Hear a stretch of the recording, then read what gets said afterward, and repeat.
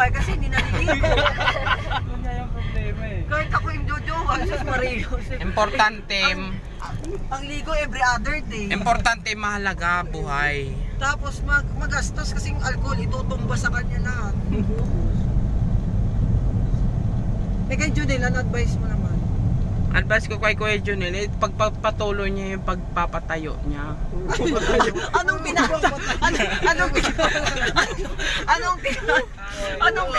Hindi, anong tinatayo mo ba yan? yung pagpapatayo niya sa dalawa niyang kapatid para maigapang niya, para makatapos sa pag-aaral. Parang kinabahan sa pinapatayo. Ano ba pinapatayo mo? Hindi, kung may ibig sabihin sa'yo, sa'yo na lang yung kasi hindi ko nga pinopoint eh. Nililis ko nga eh. Beses na eh, pension. Kasi binibigyan ko lang ng pampatawa kasi malungkot ngayon si RG kasi wala na si Anding at Franco. Dr. Vince. Huwag ka magpapatayo masyado, ha?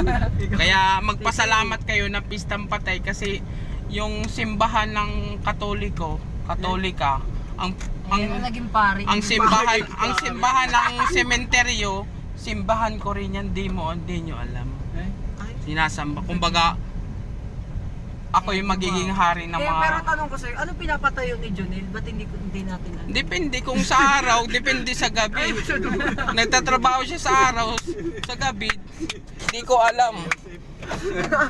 Ayan na. Huwag ka na magpatayo, dahan-dahan. Wait lang. Yan, go. Kuya, buksan ko yung likod. Shoutout mo muna si Dr. Vince. Shout out pare. Hi, Opa. Hi. Opa. Don't sabi.